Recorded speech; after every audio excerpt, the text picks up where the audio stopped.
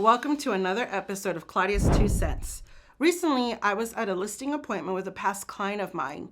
This client bought their home through me, and now they are PCSing to a new duty station. Well, what does PCS stand for, first of all? It means Permanent Change of Duty Station. My clients are a military family, and they want to sell their home so they can buy at the new base. During our listing appointment, my client mentioned hearing that a new buyer could assume his VA loan.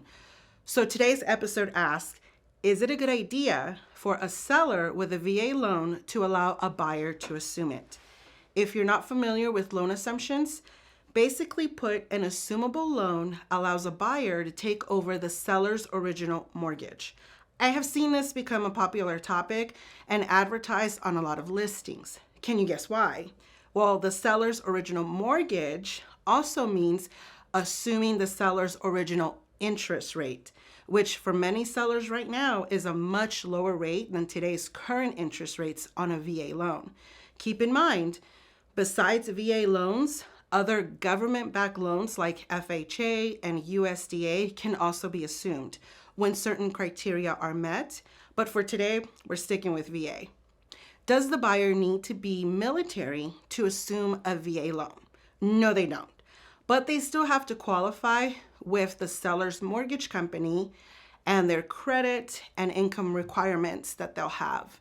The lender will also need the VA to approve of the assumption. The main benefits of assumptions are buyers save money from lower interest rates, appraisals are not required, though you should still get a home inspection, and marketing a listing as having an assumable loan may make it easier and quicker for the home to sell.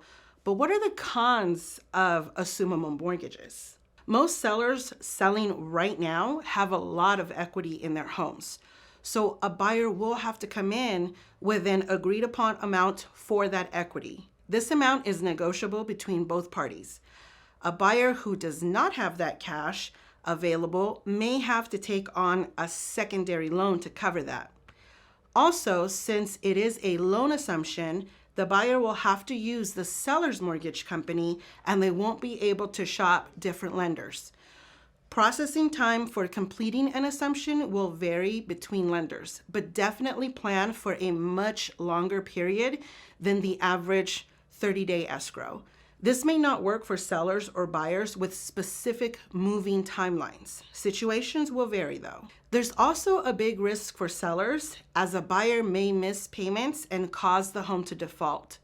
Should this happen, the seller's VA entitlement is at risk. In an assumption where another veteran is assuming a VA loan, both parties may execute a substitution of entitlement so that the seller's entitlement is not tied to the original mortgage. Instead, it will be the buyer's entitlement that will be tied to that mortgage. However, if it is a non-military buyer who assumed the loan and then defaulted, the seller's entitlement will be lost. I think this topic has caused some confusion in the industry or amongst lenders and agents, as a seller can be released from the defaulted debt through a release of liability by the lender, but not released from the loss that the VA incurred. Remember, the VA guarantees 25% of the loan. So if the home is foreclosed on, the VA takes on that loss. A veteran can lose this entitlement, and we'll call it primary entitlement, but they can still buy a home with any remaining entitlement available after a 2-year period. There are different factors that determine how much secondary entitlement will be available for that. So back to the original question. Is it a good idea for a seller with a VA loan to allow a buyer to assume it? If you're able to find another veteran to assume your VA loan and who qualifies, and substitute their entitlement with yours, this might work if you have time to wait for the process to complete. However, with only 4.4% of San Bernardino County's population being veterans, it's most likely that a non-veteran would approach you to assume a VA loan. And in that case, I don't think it would be beneficial to the seller.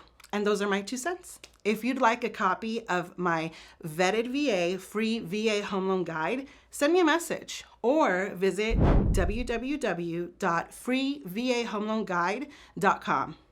Bonus question for those of you watching. Could my sellers just keep their home and buy another one at the new city? Yes or no? Post your answer in the comments. Till next time, remember to call me with any of your real estate questions at the information below. Thanks for watching.